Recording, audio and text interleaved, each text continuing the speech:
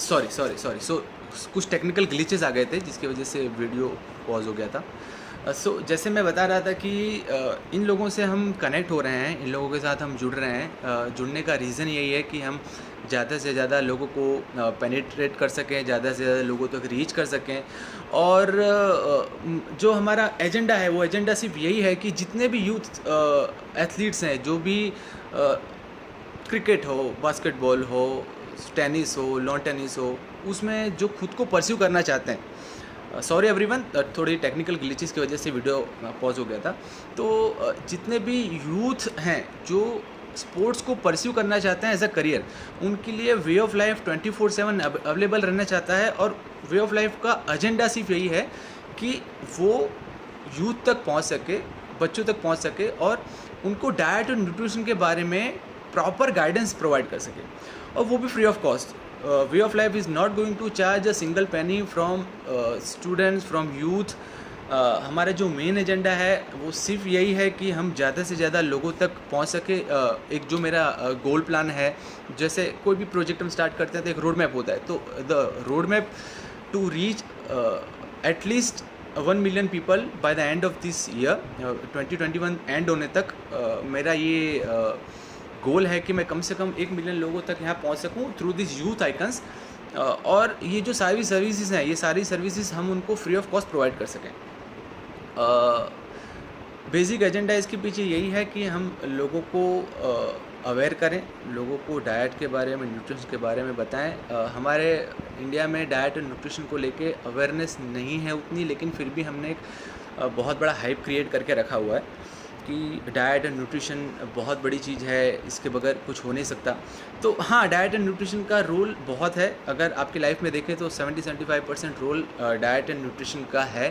But आप इसको कितने सिंपल वे में आप इसके लाइफ में, आप खुद के लाइफ को इसको अडेप्ट कर सकते हैं, जिससे जाते दिन आप खुद के एडेरेंस, आपके खुद के एंड्योरेंस को आप बहुत अच्छे से आगे लेके जा सकें, स्पेसिफिक उन लोगों के लिए जो स्पोर्ट्स को अपना करियर बनाना चाहते हैं। सो जैसे मैंने बताया, जो भी जुड़े हैं, कि Deepak is not with us because of उनके फैमिली में someone is down with the covid, so is in the hospital.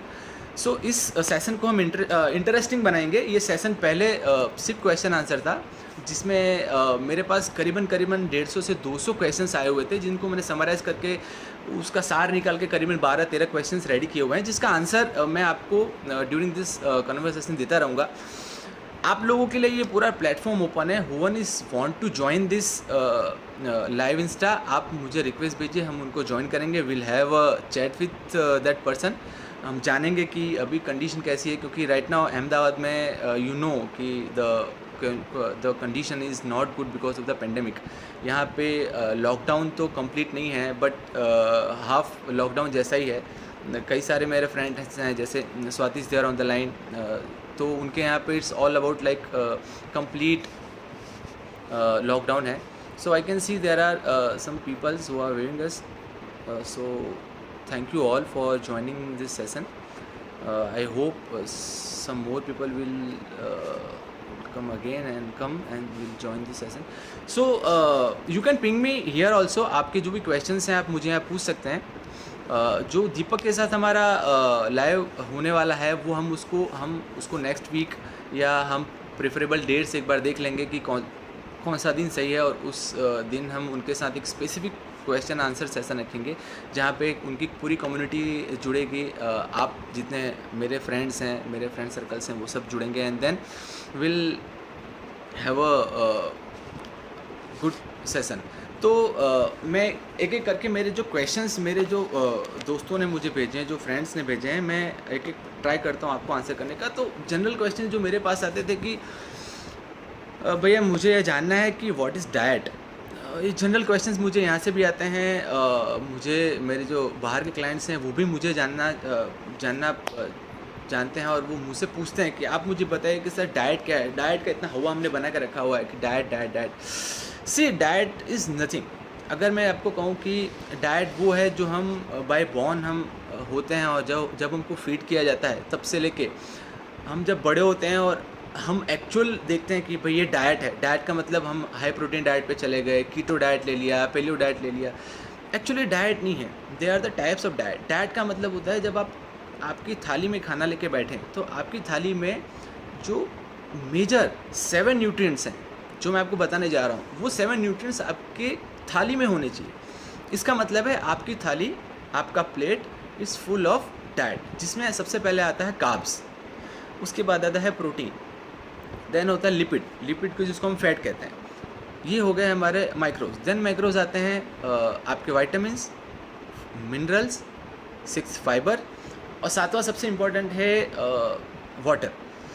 तो ये 7 चीज़ें, carbs, protein, lipid, vitamins, minerals, fibre and water, ये 7 चीज़ें जब इकट्ठ होती हैं हमारी थाली में तो हम उसके बोलते हैं, हमारा जो थाली है इट्स अ कंप्लीट डाइट, संपूर्ण आहार, जिसको हम बोलते हैं कंप्लीट डाइट। तो डाइट इज़ नथिंग बट ये जो मेजर 7 न्यूट्रिएंट्स हैं, वो मेजर 7 न्यूट्रिएंट्स अगर आपके थाली में मौजूद हैं तो हम कह सकते हैं कि yes you are full with the complete diet. Now जो सेकंड क्वेश्चन लोगों तक आता है कि यार डाइट तो हो गया, ना व्हाट अबाउट न्यूट्रिशन, क्योंकि डाइट और न्यूट्रिशन तो ये दोनों अलग अलग हो गए, तो न्यूट्रिशन का काम क्या है? तो न्यूट्रिशन का मतलब होता है जो आपने खाना कंज्यूम किया, जो आपने खाना खाया, आपकी बॉडी वो खाने को प्रोसेस करती है। मतलब आपने जो खाना खाया, वो खाना आपकी बॉडी प्रोसेस करती है, उसको एनर्जी में कन्वर्ट करती है। हम खाना किस लिए खाते हैं? हम खाना इसलिए खाते हैं क्योंकि हमारे एनर्जी है, एंडोरेंस है, स्टेमिना है। सो जितने भी हम खाना खाते हैं, जिस प्रकार का खाना खाते हैं, वो खाना हमारी बॉडी उसको एनर्जी में और न्यूट्रिएंट्स में कन्वर्ट करती है, और उसको कन्वर्ट करके हमारे जो बॉडी के वाइटल ऑर्गन्स हैं, वाइटल ऑर्गन्स मतलब आपकी किडनी, आपका लिवर, आपके पेनक्रियास, आपके हार्ट्स, वहाँ तक इस मेजर जो आपके न्यूट्रिएंट्स हैं उसको वहाँ तक वो ले जाके उसको हेल्दी बनाती है। तो इस जो पूरी प्रोसेस है, ये पूरी प्रोसेस को कहा जाता है न्यूट्रिशन। आपके 7 मेजर न्यूट्रिशन आपकी बॉडी उसको ब्रेक डाउन करती है, उसको एनर्जी में और न्यूट्रिएंट में कन्वर्ट करती है, और आपके मेजर मल्टी ऑर्गन्स तक ले जाती है, पेनक्रियास, आइज़, किडनीज़, लिवर। तो यहाँ तक उसको ले जाके उसको हेल्दी बनाने का काम जो करते हैं उसको कहा जाता है न्यूट्रिशन। सो ये दोनों एक दूसरे के पूरक हैं, बहुत ज़्यादा डिफरेंस नहीं है। डाइट से ही न्यूट्रिशन जुड़ा हुआ है और न्यूट्रिशन से ही आपका डाइट जुड़ा हुआ है। सो आई थिंक आपको अगर कोई क्वेरीज हो, आप जनरल आप यहाँ पे मुझे पूछ सकते हैं। You can ask, you can even give me a request to join so that we can join here also, और उसके बाद we have a session. Okay fine. इसके बाद एक मेरे जो फ्रेंड हैं who is suffering from diabetes, उनका क्वेश्चन था, आशीष मुझे तो चल तूने बताया है कि ग्लाइसेमिक इंडेक्स क्या होता है, लेकिन लोगों को पता होना चाहिए कि ग्लाइसेमिक इंडेक्स वैल्यू क्या है। सुनने में थोड़ा और लगेगा but it is a very very important subject. ये सब्जेक्ट ऐसा है कि अगर इसके ऊपर मैं बात करना स्टार्ट करूँ ना तो ये पूरा एक दिन चला जाएगा इसके ऊपर, और ये टॉपिक ख़त्म नहीं होगा। तो ग्लाइसेमिक इंडेक्स क्या है? तो ग्लाइसेमिक इंडेक्स है एक टूल जिससे पता चलता है आपके खाने में ग्लाइसेमिक इंडेक्स वैल्यू कितनी है, कि जो आप खाना खा रहे हैं वो खाना आपकी बॉडी में जाएगा, वो कार्ब्स आपकी बॉडी में जाएगा, वो ब्रेक डाउन होगा, और आपका वो कार्ब्स ब्लड शुगर में कन्वर्ट होगा। आप जो भी खाना खाते हो वो खाना क्या होता है आपकी, जैसे मैंने कहा कि आपका खाना प्रोसेस होता है बॉडी में। तो प्रोसेस कैसे होता है? प्रोसेस होता है आपकी बॉडी उसको ब्रेक डाउन करती है और उसको कन्वर्ट करती है ब्लड शुगर में। ब्लड शुगर को कहते हैं हम ग्लूकोज। तो जब आपकी बॉडी आपके खाने को क्या करती है? ब्रेक डाउन करती है। ब्रेक डाउन करके जब उसको ग्लूकोज में कन्वर्ट करती है तो वो कितनी जल्दी आपका ब्लड ग्लूकोज लेवल ऊपर जाता है, ब्लड शुगर लेवल ऊपर जाता है, उसको बोलते हैं ग्लाइसेमिक इंडेक्स। हम वो खाना हमें खाना चाहिए जो खाना हमारी बॉडी में जाके स्लो डाइजेस्ट हो, जिससे हमारी बॉडी में blood glucose level, blood sugar level spike ना हो। अब होता क्या है कि जनरली हमें पता नहीं रहता कि हम जो खाना खा रहे हैं वो खाने में ग्लाइसेमिक इंडेक्स वैल्यू कितनी है। अब ग्लाइसेमिक इंडेक्स वैल्यू होती है 0 से 100। उसको हमने 3 पार्ट में हमारे साइंस ने कन्वर्ट करके रखा हुआ है। पहला है 0 से 55 जिसको बोलते हैं लो ग्लाइसेमिक इंडेक्स वैल्यू। सेकंड है 55 से 79 जिसको बोलते हैं माइल्ड ग्लाइसेमिक इंडेक्स वैल्यू, और उसके बाद है 80 to 100 जिसको बोलते हैं हाई ग्लाइसेमिक इंडेक्स वैल्यू। तो जब आप वो खाना खाते हैं जिसका ग्लाइसेमिक इंडेक्स वैल्यू बहुत ज़्यादा है, वो होता क्या है, आपकी बॉडी में ब्लड ग्लूकोज को शूट अप कर देता है और आपकी बॉडी में जब ब्लड ग्लूकोज लेवल ऊपर जाता है तो आपकी बॉडी में इंसुलिन करके एक फैक्टर होता है, तो इंसुलिन आपकी बॉडी को ब्लड शुगर नीचे लेके आता है। अब इंसुलिन ऐसा है कि हमारी बॉडी में हर चीज़ का प्रोडक्शन होता है, उसी तरह से हमारी बॉडी में इंसुलिन का भी प्रोडक्शन होता है, लेकिन इंसुलिन का प्रोडक्शन लिमिटेड है। अगर आप ज़्यादा खाना खाएंगे वैसा जिसमें आपका ब्लड ग्लूकोज लेवल बहुत ज़्यादा सूटअप होता है, तो क्या करेगा, बार बार आपकी बॉडी इंसुलिन यूज़ करेगी। अब आपके पास एक सीमित मात्रा में इंसुलिन है, आप उसको ज़्यादा यूज़ करते जाएंगे तो क्या होगा, ख़त्म हो जाएगी। इंसुलिन हमारी बॉडी प्रोड्यूस करना बंद कर देती है। इसके बाद क्या होता है, आप कई बार देखोगे जो डायबिटीज़ पेशेंट होते हैं वो खाना खाने के टाइम पे पहले इंसुलिन का इंजेक्शन लेते हैं। वो इसलिए लेते हैं क्योंकि उनकी बॉडी में शुगर लेवल मेंटेन रहे। तो जनरल में क्वेश्चंस आते हैं, जैसे मैंने कहा कि अगर मैं ग्लाइसेमिक इंडेक्स के ऊपर एक सेशन लेना स्टार्ट करूँ ना तो एक पूरा दिन चला जाएगा। तो बेसिक मैं आपको 2-3 चीज़ें बताता हूँ कि ग्लाइसेमिक इंडेक्स वैल्यू आप वैसे भी गूगल पे जाकर सर्च करेंगे तो विल कम टू नो कि which food you have to taken, but ज़्यादातर वो चीज़ें जो सफ़ेद हैं, जो वाइट इन द नेचर हैं, जैसे ब्रेड ले लीजिए, आप पास्ता ले लीजिए, आप पोटैटो ले लीजिए, आप फ्रेंच फ्राइज़ ले लीजिए, आप वाइट राइस ले लीजिए, ये सारी जो चीज़ें हैं, ये सारी चीज़ें हमारी बॉडी में इंसुलिन का कंजम्पशन ज़्यादा करवाती हैं, ब्लड ग्लूकोज लेवल तेज़ी से बढ़ता है, जिसकी वजह से हमको खतरा रहता है डायबिटीज़ का, हार्ट अटैक का, हमको कई बार कैंसर के भी खतरे होते हैं अगर हम ज़्यादा रिफाइंड खाना यूज़ करें। इसके लिए कहा जाता है कि ज़्यादा रिफाइंड, ज़्यादा शुगरी, ज़्यादा एडेसिव वाला खाना हमको अवॉइड करना चाहिए। तो आप खाएं क्या, खाने में आपके पास दुनिया भर की चीज़ें हैं। आप लीफी वेजिटेबल ले लीजिए, ब्राउन राइस ले लीजिए, फ्रूट्स में एप्पल ले लीजिए, चीकू ले लीजिए।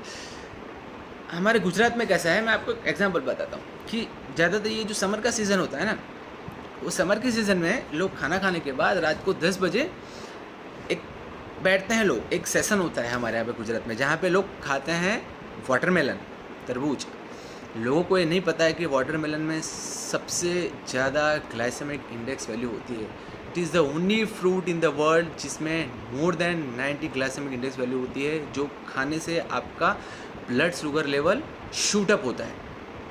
तो अब क्वेश्चन आता है कि क्या हम वाटरमेलन खाना छोड़ दें? नहीं, वाटरमेलन आपको खाना नहीं छोड़ना है, बट वाटरमेलन खाने का एक पोर्शन होता है।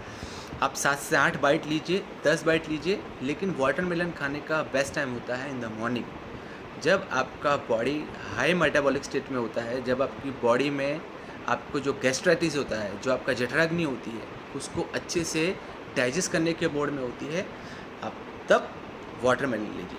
तो ग्लाइसेमिक इंडेक्स का मतलब आपको वो खाना खाना है, आप सर्च कर लीजिए, आपके लेवल्स में आपको पता रहेगा कि भाई 0 से 50 के बीच क्या है, 50 से 80 के बीच क्या है, और 80 से 100 के बीच में क्या है। तो बेसिकली आपको ऐसा नहीं है कि जिसकी ग्लाइसेमिक इंडेक्स वैल्यू ज़्यादा है वो खाना ही नहीं खाना है, नहीं ऐसा नहीं है, वो हमको खाना खाना है, बट वो खाना खाने का एक टाइम होता है, तो उस टाइम पे हम उसको खा सकते हैं। नाउ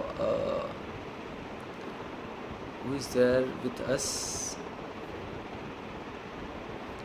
हेलो अभी भाई, कैसे हो? Hi Navneeta, very good evening. Fine enough. So हम उसके बाद नेक्स्ट क्वेश्चंस लेते हैं। एक क्वेश्चन था, एक मेरे बहुत काबिल दोस्त हैं, उन्होंने पूछा था, how many times a day should I ईट?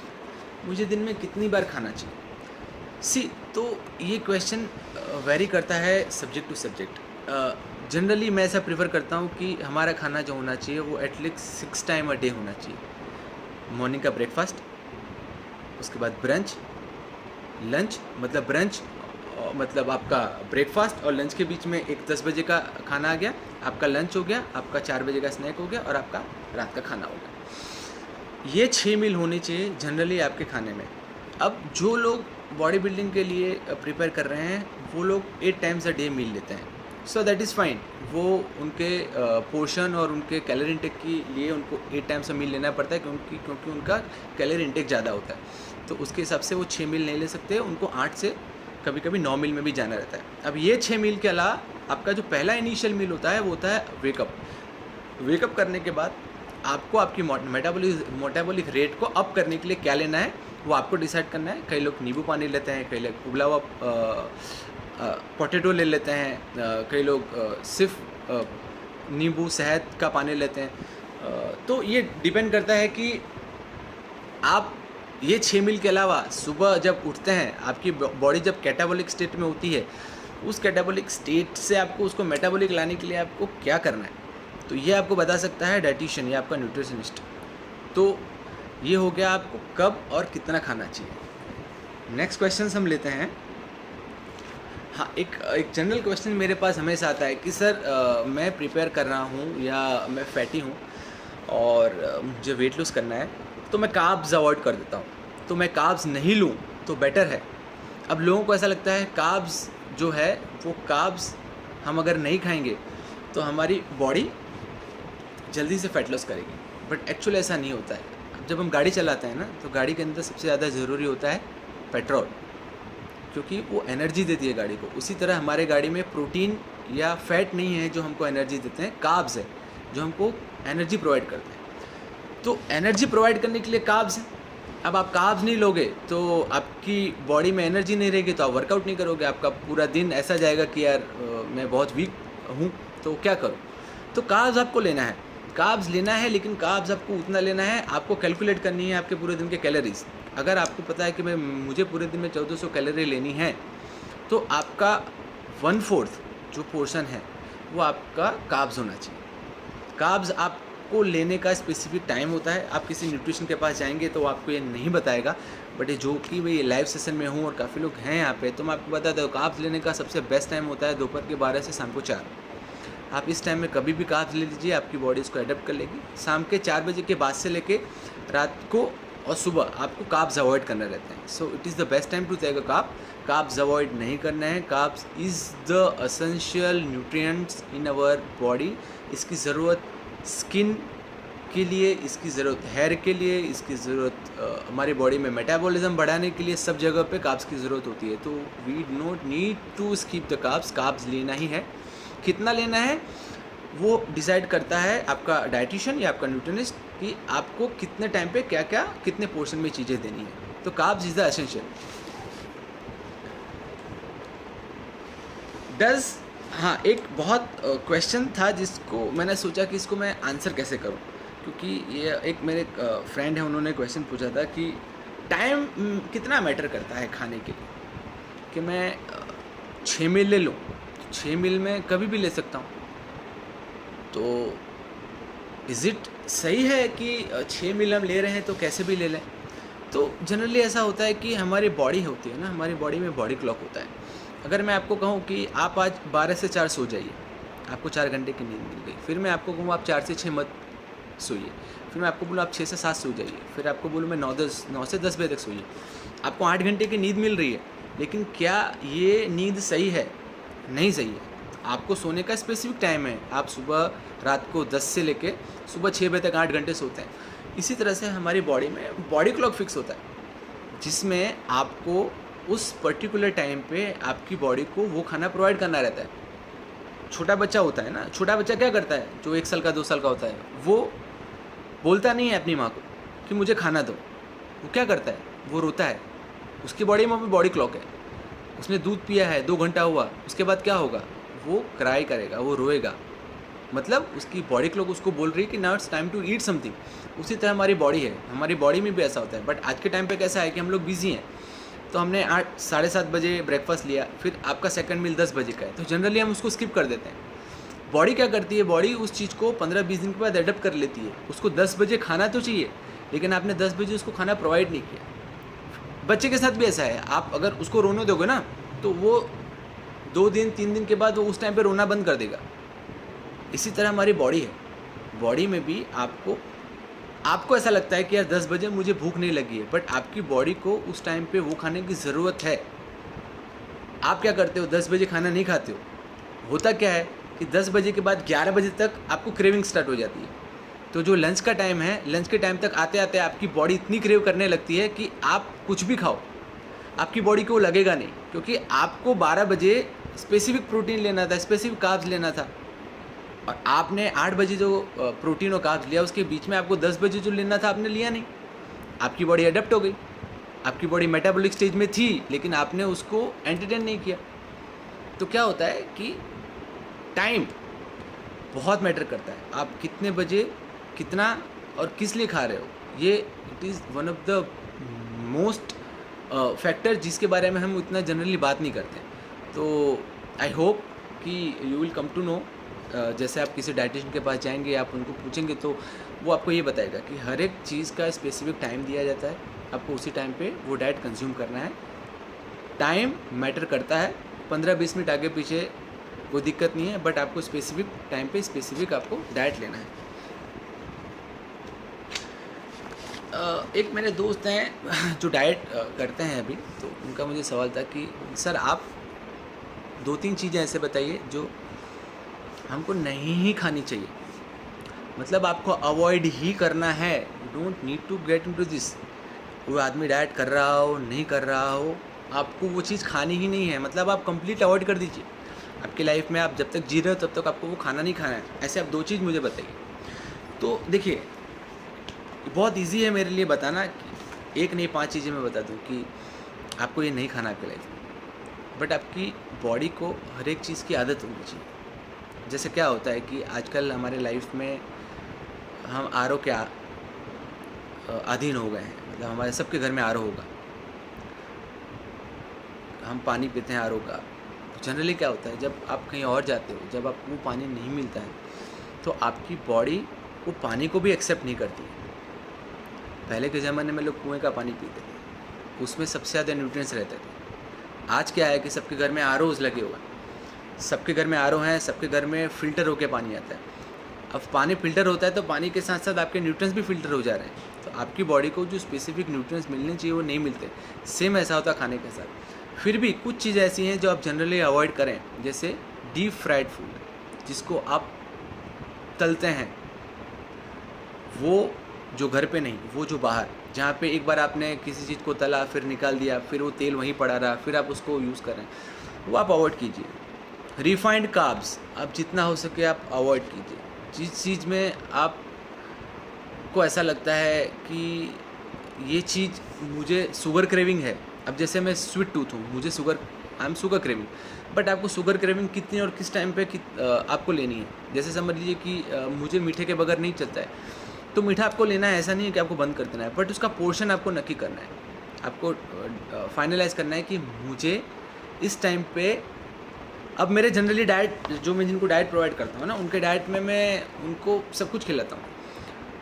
उनकी फेवरेट चीज़ें मैं पूछता हूँ कि भाई आपको क्या है, तो किसी को लगता है भाई मुझे जलेबी का शौक़ है, कोई बोलता है मुझे रबड़ी खाने का शौक़ है, क्योंकि आप 10 में से 6 लोगों को देखोगे ना, तो वो 6 लोग शुगर क्रेविंग हो गए, तो उनको वो स्पेसिफिक चीज़ें प्रोवाइड की जाती हैं, बट उसका स्पेसिफिक टाइम होता है कि आपको किस टाइम पे कितना पोर्शन लेना है। तो आपको ऐसा कुछ भी नहीं है जो आपको अवॉइड ही करना है लाइफ में, लेना ही नहीं है। देखिए लाइफ है, सिर्फ डाइट के ऊपर लाइफ नहीं चलती है, आपकी सोशल लाइफ भी है, आप कहीं भी जाओगे बाहर आपको खाना रहेगा, और डाइट ऐसा होना चाहिए जिसको हम वे ऑफ लाइफ बना सकें, जिसको हम मेंटेन कर सकें। हम सिर्फ वेट गेन या वेट लूज़ के पीछे हम ना जाएं कि हमको सिर्फ वेट गेन या वेट लूज़ करना है, इसके लिए हम डाइट करते हैं। डाइट ऐसा होना चाहिए जो आप थ्रू आउट द लाइफ आप उसको मेंटेन कर सको। तो दिस इज़ द क्वेश्चन का आंसर है ये कि आपको कोई भी चीज़ अवॉइड नहीं करनी, you have to have everything. Ice cream का शौक़ है आइसक्रीम खाइए, रबड़ी का शौक़ है वो खाइए, जलेबी का शौक़ है वो खाइए, फ्राइड फूड का शौक़ है खाइए, बट उसका पोर्शन आप डिफ़ाइन कीजिए और डे डिफ़ाइन कीजिए कि मुझे इस दिन पे इतना खाना है, जिससे आपकी वो क्रेविंग ख़त्म हो जाए।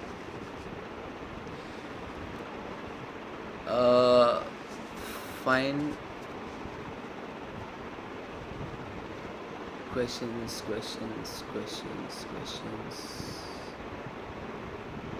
ओके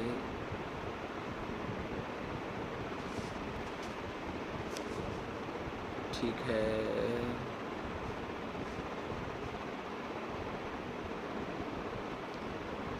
हाउ टू मेक, अच्छा एक खुशी है उनका क्वेश्चन था, how to make your diet interesting so you can follow it thoroughly. How to make diet interesting देखिए ये पर्सन टू पर्सन वेरी करता है कि आपका इंटरेस्ट किस में। अगर आप चाहते हैं कि जो आप रूटीन कर रहे हैं, ठीक है, अगर मैं अगर चाहूँ कि भाई मैं आज 75 केजी का हूँ, मुझे 70 केजी पर आना है और मुझे वर्कआउट करना है, तो वर्कआउट मुझे इंटेंस करना रहेगा। It is not about interest होना चाहिए आपकी बॉडी को, कि आपकी बॉडी को ऐसा क्या खाना प्रोवाइड किया जाए जिससे आपकी बॉडी उसको अडेप्ट करे। हमारे यहाँ पे सबसे बड़ी प्रॉब्लम ये होती है कि हमको आके लोग बोलते हैं कि सर मुझे 5 किलो वज़न कम करना है, मुझे 10 किलो वेट करना है, वेट कम करना है, या तो जनरली बोला जाता है कि सर हम वेट गेन करना चाहते हैं 10 किलो। तो वेट गेन या वेट लूज़ ये आप डिसाइड नहीं कर सकते।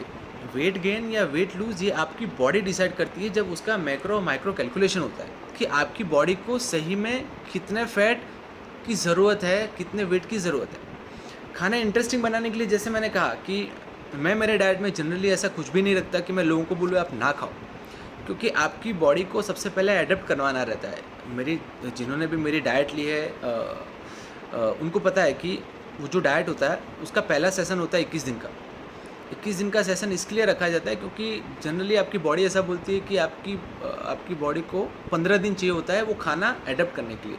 अभी जैसे मैं आज कुछ भी खा रहा हूँ, अब कल से मैं कोई नया डाइट स्टार्ट कर दूँ तो मेरी बॉडी एक्सेप्ट नहीं करेगी, उसको देर लगेगा। तो 15 दिन की पहली साइकिल होती है जिसमें आपकी बॉडी यूज टू होती है आपके खाने से। 7 दिन के बाद हम उसको एक बफर पीरियड देते हैं। उसके बाद जो आपकी second, third, fourth cycle start होती है, वहाँ से आपकी बॉडी को चेंज मिलना स्टार्ट होता है। आपको जो ऐसा बोलता है कि मैं आपको क्रैश डाइट देता हूँ या मैं आपको साम्स प्रोवाइड करता हूँ या आपको स्टेरॉइड्स प्रोवाइड करता हूँ, आपको 1 महीने में 10 किलो वजन कम हो जाएगा, इट इज़ इम्पॉसिबल। आपकी बॉडी अगर 1 महीने में 10 से 12 किलो वेट लूज़ कर रही है, इसका मतलब you are going to have a serious problem in the future. आपकी बॉडी ऐसी बनी नहीं है, हम किसी की बॉडी ऐसी नहीं बनी कि हम 12 किलो वेट लूज़ कर सकें। हर की बॉडी का एक तरीका होता है कि पहले वाटर वेट कम होता है, वाटर वेट के साथ साथ थोड़ा फैट कटेगा, फैट कटने के साथ साथ आपके डाइट में प्रोटीन ऐड रहता है तो मसल मास बनेगा। तो जनरली कैसा होता है कि लोग कैसे देखते हैं कि मैं वेइंग स्केल पे खड़ा हो गया, अरे सर मेरा वज़न 65 था, 2 महीने के बाद तो 60 ही है, सिर्फ 5 किलो कम हुआ। बट एक्चुअली कैसा होता है कि आपने वेट लूज़ किया होगा 9 से 10 किलो, बट साथ में आपने मसल मास इंक्रीज़ किया है, आपने बोन डेंसिटी बढ़ी है, आपके बोन का वेट बढ़ा है। तो स्केल पे मत जाइए, आप फील कीजिए कि आप जब डाइट ले रहे हैं, डाइट लेने के बाद वो किस तरह से आपकी बॉडी रिएक्ट कर रही है। मैं जब अपने आप को मिरर में देखता हूँ ना तो मैं जज कर लेता हूँ। मैं साल में सिर्फ 2 बार मेरा वेट चेक करता हूँ, मैं एज अ डाइटिशियन। मैं ये नहीं बोलूँगा कि आप भी यही कीजिए, बट मुझे पता है मैं सिर्फ 2 बार मेरा वेट चेक करता हूँ। एक जब मैं मेरा डाइट चेंज करता हूँ समर में, और एक जब मैं मेरा डाइट चेंज करता हूँ विंटर में। उसके बाद मैं मेरी बॉडी को जज करता हूँ सिर्फ मिरर में देख के। मैं नहीं बोलता कि आप भी यही फॉलो करो, बट वो लोग जो रोज़ सुबह उठ के वेइंग स्केल पे खड़े हो जाते हैं और सोचते हैं कि आज मेरा 200 ग्राम कम हो जाएगा, तो वो नहीं होता। आपकी बॉडी में हार्मोनल चेंज होंगे तो भी 100, 200, 300 ग्राम आपका वेट आगे पीछे बताएगा। सो डाइट इंटरेस्टिंग बन सकती है। डाइट इंटरेस्टिंग बनाने के लिए आप बहुत सारे वेजीज ऐड कीजिए, बहुत सारे सैलड्स ऐड कीजिए, फ्रूट्स ऐड कीजिए, तो कर सकते हैं। देयर इज़ नो वे कि हम इंटरेस्टिंग डाइट बना के, और जनरली मेरा तो ऐसा रहता है कि मेरे सारे डाइट इंटरेस्टिंग ही रहते हैं। इंटरेस्टिंग डाइट दे के ही हम लोगों का वेट रिडक्शन करते हैं। Quickly on next question, can you eat. हाँ, तो एक क्वेश्चन ऐसा था कि सर मैं हेल्दी खाना खाता हूँ, I am eating healthy but still I am overweight. कि सर मुझे सब पता है कि कार्ब्स, प्रोटीन, लिपिड, कितना मैग्नीशियम जाना चाहिए, कितना सल्फ़र जाना चाहिए, कितना सोडियम, कितना कैल्शियम, सब मुझे पता है। I know everything, I am second next to God, मुझे सब पता है। लेकिन सर मेरा वेट नहीं कम हो रहा है, क्यों? तो वेट कम होने के सिंपल रीज़न, वेट कम करना है, वेट बढ़ाना, इससे लाइफ में इससे सिंपल कैलकुलेशन आपको कहीं नहीं मिलेगी। अभी लोग पूछेंगे ऐसा कैसे? आप जितना खाना खाते हो, जितनी कैलोरी लेते हो, उससे कम कैलोरी लो तो आपका वेट लूज़ होगा। आप जितना खाना खाते हो उससे आप थोड़ा और कैलोरी ऐड करो तो आपका वेट गेन हो जाएगा। इसमें कोई रॉकेट साइंस नहीं है। प्रॉब्लम कहाँ आती है कि लोग कैलोरी कैलकुलेशन नहीं करते हैं। अब ये कैलोरी कैलकुलेशन करने का काम छोटे मोटे डाइटिशियन हम जैसे लोगों का होता है कि हम उनको बताते हैं कि आप इतना कैलोरी लीजिए। प्रॉब्लम ऐसा होता है कि लोग आधे डॉक्टर होते हैं। मैं बोल देता हूँ, मैं फ्रेंड हूँ, मैं लोगों को ये मुंह पे बोलता हूँ तो उनको बुरा लगता है, बट हाँ सही है, this is not your job. आपको नहीं पता है कि कैलोरी इंटेक कैसे होती है, कि कितने मील में आपको कितनी कैलोरी लेनी है। आपको 2000 कैलोरी लेनी है, लेकिन 2000 कैलोरी को आप डिवाइडेड बाय 6 नहीं कर सकते। हर मील में आप 300 कैलोरी नहीं ले सकते। आप रात को सोने के टाइम पे 350 कैलोरी लेके सोओगे, आपका वेट कभी कम नहीं होगा।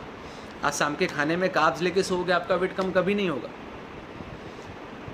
तो दो चीज़ें हैं, अगर आप सही में कैलोरी इंटेक ले रहे हो, सही से आप हेल्दी भी खा रहे हो, कैलोरी इंटेक भी सही है, ऐसा नहीं होता कि लोग फंसते नहीं हैं, लोग फंस जाते हैं। कैलोरी इंटेक भी सही होती है, डाइट भी सही होता है, लेकिन उनका वेट नहीं हिलता है।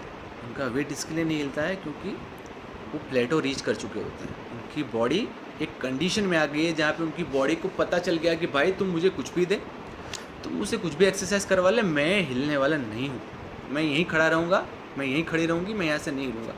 तो उस समय हमको प्लेटो ब्रेक करना रहता है। तो प्लेटो ब्रेक करना एक आर्ट है, उसको ये वो भी हम अगर किसी दिन सेशन लेंगे तो हम बताएंगे कि प्लेटो ब्रेक कैसे किया जाता है। बट अगर आप खाना खा रहे हो, अच्छा खाना खा रहे हो, बट आप पोर्शन देखो आप कितना खा रहे हो। आपको ज़रूरत है 1 कटोरी दाल की, आप ले रहे हो 2, तो आपको लगता है कि मैं ज़्यादा दाल लूँगा तो प्रोटीन ज़्यादा जाएगा, तो दाल के साथ कार्ब्स भी आते हैं। हमको नहीं पता रहता कि जो आपके घर में दाल बनी है, आपकी कटोरी में जब 1 कटोरी में दाल जाएगा तो उसमें कितने दाने होंगे दाल के, वो हमको नहीं पता रहता। तो चीज़ों को आप नंबर्स में ले आइए, जब उसको कैलकुलेट कीजिए। आप ये मत बोलिए कि मैंने 2 चपाती ली, मैंने 1 कटोरी दाल ली, मैंने 1 गिलास पानी पिया। आप उसको कन्वर्ट कीजिए ग्राम्स में। मैंने 30 ग्राम प्रोटीन लिया, मैंने 7 ग्राम फैट लिया, मैंने 3 लीटर पानी पिया। आप जब इस चीज़ में आप आ जाओगे ना, तो आपका जो ट्रांसफॉर्मेशन है बॉडी का, वो अपने आप धीरे धीरे स्टार्ट हो जाएगा। सो हेल्दी खाना, लेकिन आपको calorie calculation is must. Okay fine. ये क्वेश्चन जब हम जैसे दीपक तो नहीं है आज हमारे साथ, जैसे हमने कहा कि वो किसी इमरजेंसी में है, बट उनका एक क्वेश्चन था कि आशीष एक क्वेश्चन ज़रूर लेना कि इंडिया में मेरे जो स्पेसिफिक जितने भी क्लाइंट्स हैं उसमें से 50% लोग वेजिटेरियन हैं, और उसमें से भी 50% में से भी 25% ऐसे हैं जो जैन होते हैं, जिनको अनियन, गार्लिक, पोटैटोज़ ये अलाउड नहीं है खाना उनके रिलीजन में। वेजिटेरियन लोग प्रोटीन की रिक्वायरमेंट को फुलफ़िल कैसे करें? क्या खाऊं मैं ऐसा? अब नॉनवेज में तो आपको भर के प्रोटीन मिलेगा। आप रेड मीट एक ऐसा चीज़ है जिसको आप छोड़ दो। रेड मीट को छोड़ के आप फ़िश ले लो, मटन ले लो, चिकन ले लो, एग्स ले लो। इसमें आपको कार्ब्स नहीं मिलेंगे, इसमें आपको या तो थोड़ा फैट मिलेगा या तो आपको सिर्फ प्रोटीन मिलेगा। वेजिटेरियन में ये इशू सबसे ज़्यादा आता है कि सर मैं ऐसा क्या खाऊं जिससे मेरी प्रोटीन की रिक्वायरमेंट ख़त्म हो जाए। कार्ब्स तो आपको सब जगह मिल जाएंगे, carbs is easy to have. तो what you can do, see vegetarian में बहुत इजी है आपको प्रोटीन का कंजम्पशन, बट आपको ये ध्यान रखना है कि आपको किस समय पे क्या खाना है। आप लेंटिल्स ले लीजिए, सारे दालें हैं, लेकिन उस दाल में भी मैं प्रीफर करता हूँ कि आप मूंग दाल को वीक में अगर आप ले रहे हैं तो 75 से 80% आप सिर्फ मूंग दाल कंज्यूम करें। ऐसा नहीं है कि आप दूसरी दालें ना लें, you have, but moong dal is the one of the best source of protein. आप सोयाबीन ले सकते हैं, सोयाबीन लीजिए, टोफू लीजिए, टोफू पनीर लीजिए, आप सिंपल पनीर ले सकते हैं, मिल्क पनीर हो गया, आपके जितने भी राजमा हो गया, आप चने ले लीजिए, जिसको छोला बोलते हैं, काले चने हो गए, आपके वाइट जो भी चीज़ें हैं आपके वेजिटेरियन में, पनीर हो गया, दूध हो गया, मिल्क, ये सब सारी चीज़ें आपके प्रोटीन रिच हैं। आप इसको आपके पोर्शन के हिसाब से किसी भी दिन खा सकते हैं। मतलब ज़रूरी नहीं है कि आपको मूंग दाल रोज़ खानी है, आप इसको स्विच ऑन कर सकते हैं, स्विच ऑफ कर सकते हैं। जैसे आज मैंने दोपहर में ब्राउन राइस लिया, ठीक है, तो आप 2 दिन ब्राउन अनाज लीजिए, उसके बाद आप उसको मल्टीग्रेन 2 रोटी ले लीजिए, रोटी के साथ आप वेज लीजिए, पीस ले लीजिए, सैलेड जितना ज़्यादा से ज़्यादा हो सके उतना लीजिए। 2 के सैलेड में अगर आपको चाहिए कि भाई मेरे सैलेड में भी स्पेसिफिक अमाउंट ऑफ प्रोटीन हो, तो सैलेड में आप क्या कीजिए, टोफू या पनीर, उसको आप छोटे छोटे काट के आप उसको गार्निश करके ले सकते हैं। सो ज़्यादातर लोगों का क्वेश्चन ऐसा रहता है कि हम नहीं ले पाते हैं वेजिटेरियन में प्रोटीन, बट ऐसा नहीं है। वेजिटेरियन में भी बहुत सारी चीज़ें हैं। आप ब्रोकली ले लीजिए, broccoli is one of the best source of protein. हाँ, it will cost a bit, आपको ब्रोकली इस टाइम पे इंडिया में थोड़ी महंगी मिलेगी, बट आप ले सकते हैं। और जो थोड़ा बहुत पोर्शन रह जाता है, जो हम प्रोटीन से नहीं प्रोटीन हम एकोमोडेट नहीं कर पाते, तो फिर आप उसके लिए सप्लीमेंट आप ले सकते हैं। प्रोटीन बार है, सिंपल प्रोटीन शेक है, आप इसमें से कुछ भी चीज़ आप लीजिए। आपका डेली डाइट आप आराम से इन सब चीज़ों को अकोमोडेट करके आप पूरा कर सकते हैं। तो ज़रूरी नहीं है वेज। आज आप देखो कि दुनिया के बड़े बड़े एथलीट हो गए, बड़े बड़े एक्टर्स हो गए, वो उनका पूरा डाइट नॉन वेज से वेज पे शिफ्ट कर रहे हैं। क्यों? क्योंकि वेज में भी उतनी ही अमाउंट ऑफ प्रोटीन खाने में मिलती है जितनी आपको नॉन वेज में मिलती है। Fine, okay, so will move to the next question. Probably it will be the last question, क्योंकि ऑलमोस्ट सारे क्वेश्चंस हमने कंप्लीट कर लिए हैं। एक मेरे फ्रेंड हैं, उनका क्वेश्चन था कि sir what is the role of sleep, सोना कितना ज़रूरी है?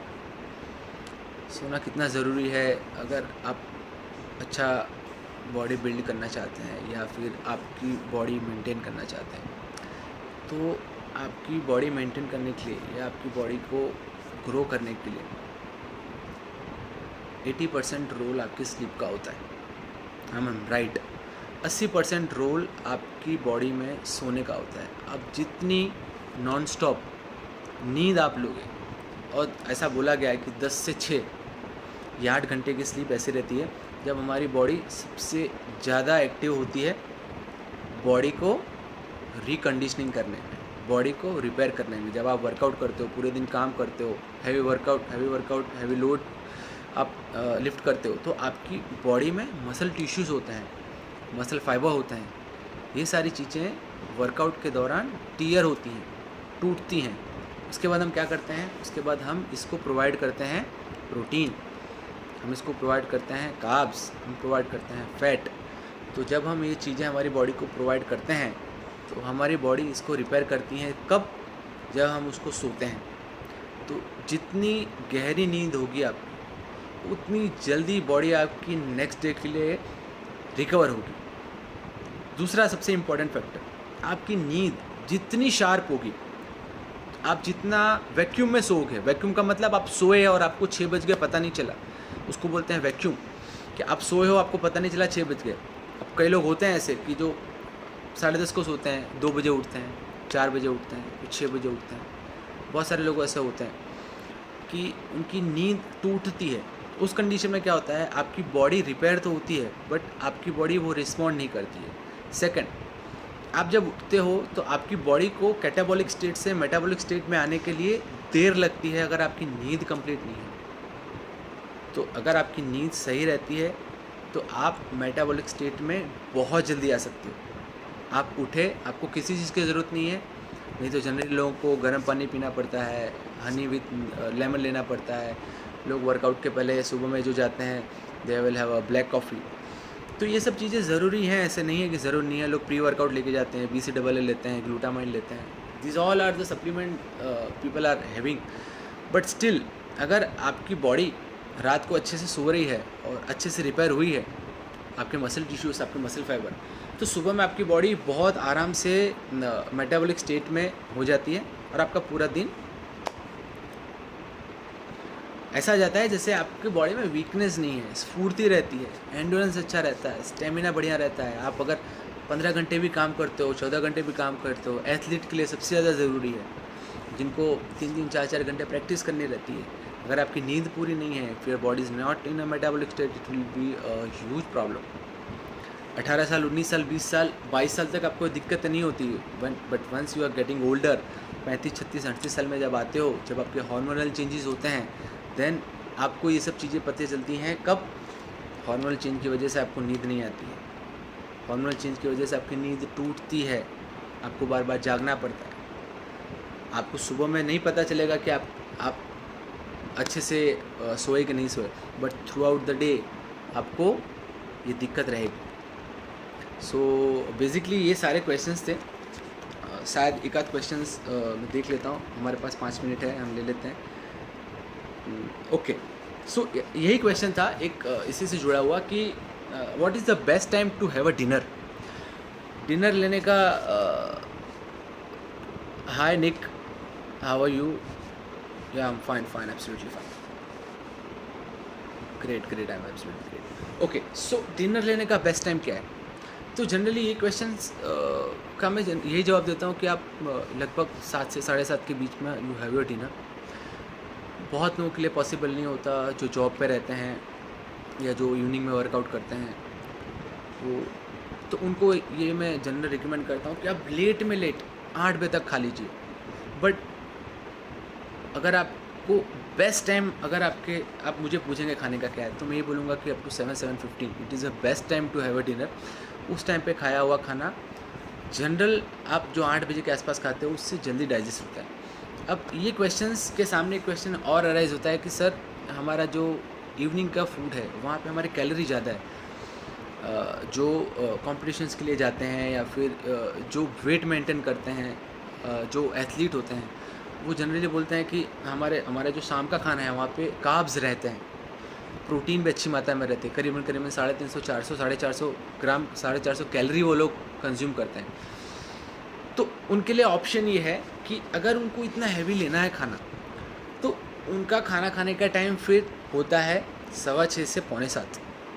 अब आपको लगेगा 6:15 इतनी जल्दी शाम का खाना, तो इसके पीछे एक साइंटिफिक लॉजिक ये है कि जैसे अब अगर आप, मैं इसको समझाता हूँ कैसा होता है कि जैसे जैसे आपका सन राइज़ होता है 6:30 बजे से, अब जैसे जैसे सन राइज़ होता है वैसे वैसे आपकी बॉडी में मेटाबॉलिक रेट बढ़ता है, आपकी बॉडी में खाना पचाने की, डाइजेस्ट करने की कैपेसिटी बढ़ती है।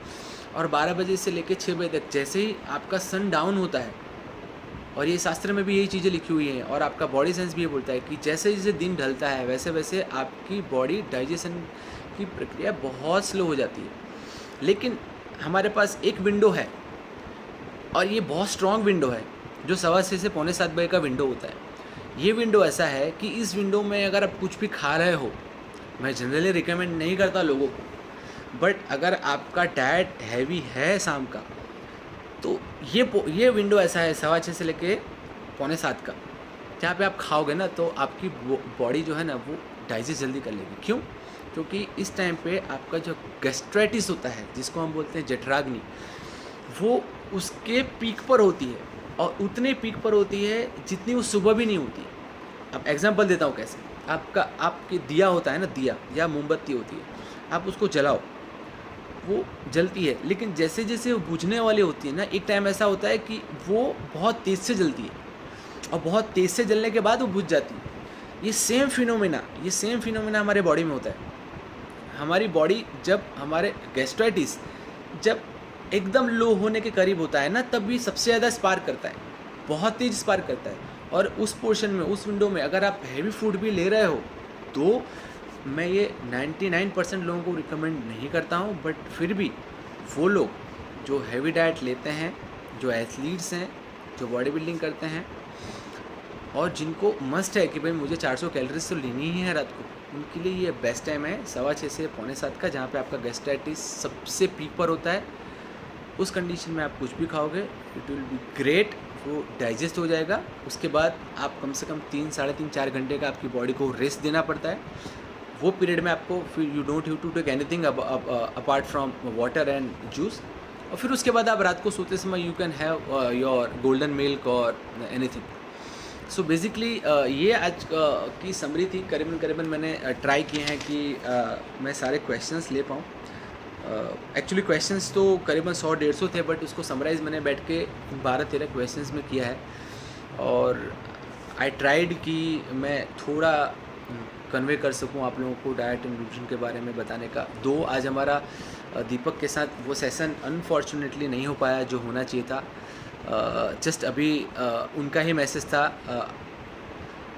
उनके बिहाफ पे ही saying sorry to all you guys कि आज हमारा प्लान था नहीं हो पाया, but it is fine, health is important सबसे पहले। तो विल प्रे कि उनके फैमिली में the person who is suffering from Covid वो जल्दी से ठीक हो जाए। If anybody have any other questions हम उसको ले सकते हैं before winding up this session, कि यार I don't know, I think 1 घंटे से ज़्यादा का टाइम नहीं होता है इंस्टा पे, so it's about 3-4 minutes.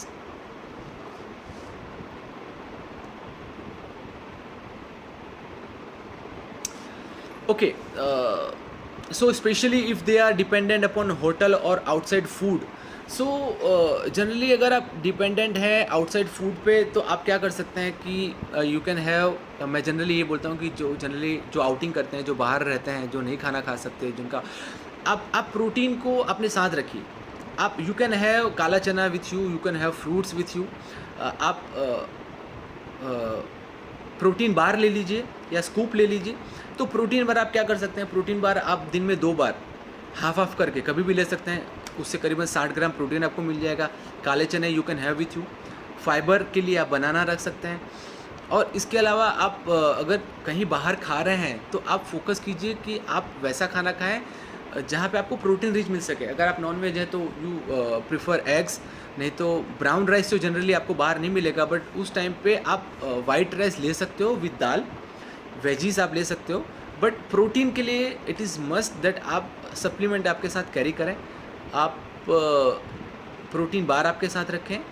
And अगर आपको कहीं भी मौका मिलता है कि मैं अगर प्रोटीन रिच कुछ भी खाना खा सकूँ तो आप ले लीजिए। कार्ब्स के लिए आप आपके पास काले चने ले सकते हैं, फ्रूट्स आप आपके साथ कोई भी कैरी कर सकते हैं। It is difficult for those who are outside, जो होटल पे डिपेंडेंट हैं, बट स्टिल आप वहाँ से भी ये सब चीज़ें आप 70-75% आप अटेंड कर सकते हैं। मोनार्क हैं, मेरे बहुत क्लोज फ्रेंड हैं। I have recently survive from covid, so now what kind of diet I suppose to see. देखो कोविड का और डाइट का जनरली कोई लेना देना नहीं है। आपका जो मैंने कहा ना कि ये जो डाइट आपका वो रिच फूड होना चाहिए, स्पेसिफिक। अगर आप कोविड में से बाहर आए हैं तो आप ट्राई कीजिए कि आप विटामिन सी रिलेटेड फूड ज़्यादा ले सकें। विटामिन सी रिलेटेड फूड कोई भी हो, आप ऑरेंज ले लीजिए, संतरा ले लीजिए, आप इसमें से कुछ भी ले सकते हैं। आप फोकस रखिए कि आपको स्मॉल मील में से ज़्यादा एनर्जी मिल सके। आप फ्रूट पे थोड़ा ज़्यादा ध्यान दीजिए। आप बनाना ले सकते हैं, इसका पोर्शन थोड़ा कम होता है लेकिन आपको इंस्टेंट एनर्जी मिलती है। You focus on dal, soup वगैरह आप ले सकते हो। बेटर है आप अवॉइड कीजिए, पोटैटो अवॉइड कीजिए, आप मत लीजिए। शुगरी कोई भी चीज़ है, आप अगर कोविड में से बाहर आ रहे हैं तो शुगर वाली कोई भी चीज़ ना लीजिए। सॉल्ट आप मत यूज़ कीजिए। अगर आपको सॉल्ट यूज़ करना है तो आप रॉक सॉल्ट यूज़ कीजिए। ये मैं सभी को बताता हूँ कि आप you don't go for normal salt, आप रॉक सॉल्ट लीजिए, इट इज़ बेस्ट।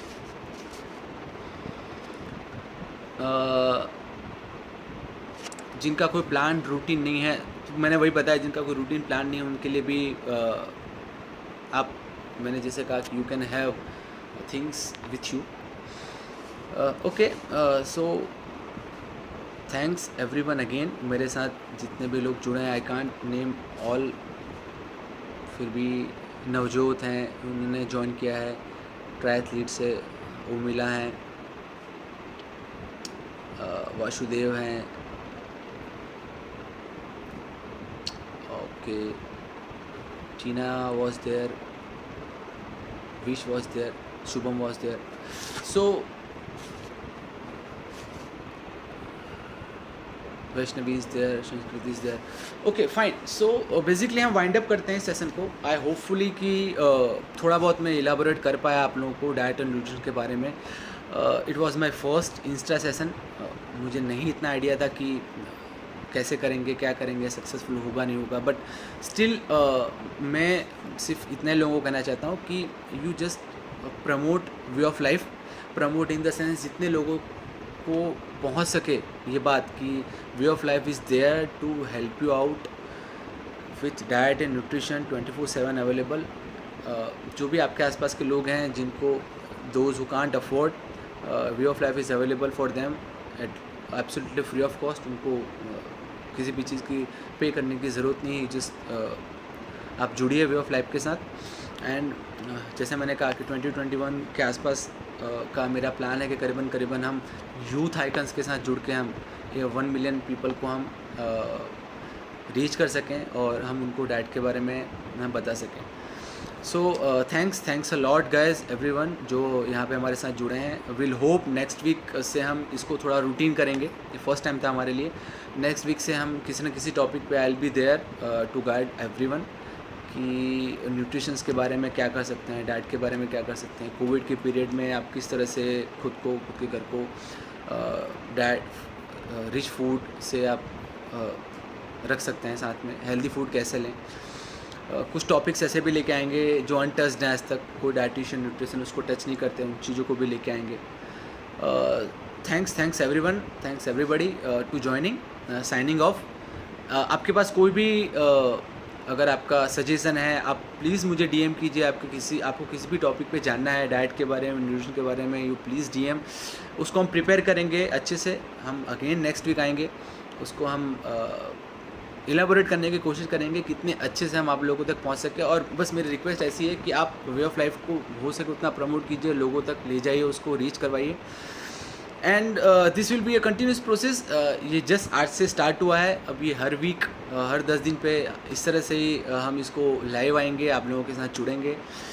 इतना सारा प्यार, इतनी सारी मोहब्बत देने के लिए बहुत बहुत शुक्रिया। Signing off. अगले हफ्ते मिलते हैं। Bye bye.